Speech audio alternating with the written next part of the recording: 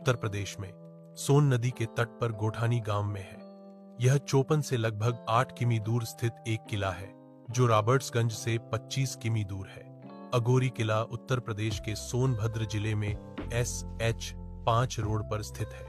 यह अघोरी बाबा का धार्मिक स्थल है। अघोरी किला चंदेल और खरवार वंश का आवासीय महल था।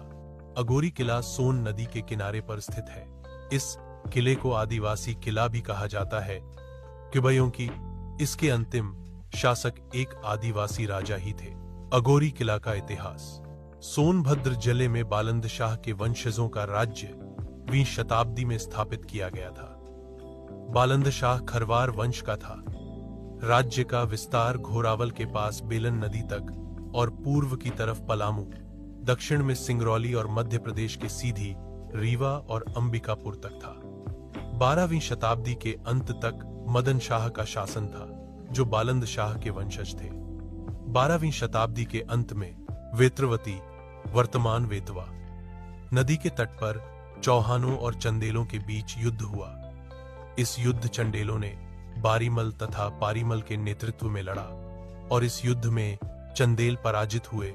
विजयश्री चौहानों के हाथ लगी। इस युद्ध में बारीमल तथा परिमल युद्ध क्षेत्रों से भागकर खरवार राजा मदन शाह के दरबार में पहुंचे और शरण मांगी। मदन शाह द्वारा उन्हें नौकरी पर रखा लिया और एवं पशुधन हाथियों, घोड़ों की देखभाल की जिम्मेदारी सौंप दिया। वर्तमान बड़हर राज्य के वंशजों का मानना है कि उन्हें अघोरी राज का मंत्री नियुक्त किया गया था। धीरे धीरे वे अपनी स्थिति को मजबूत करते हैं और अपनी विश्वसनीयता स्थापित करते हैं। एक बार मदन शाह बीमार था।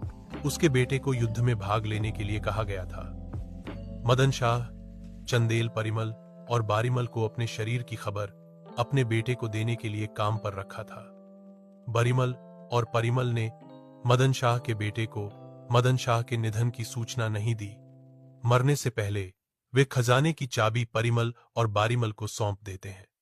परमाल और बैरीमल को अपना राजा घोषित करते हैं। मदन शाह का बेटा अघोरी के लिए लौटता है और अघोरी से लगभग 30 मील की दूरी पर पांडा नदी के आसपास अपना पड़ाव बनाता है।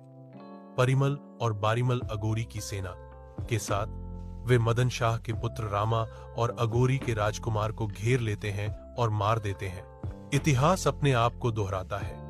बालंद शाह के वंशज और मदन शाह के उत्तराधिकारी घाटम ने एक अज्ञात स्थान पर एक नई सेना का गठन किया। 1290 में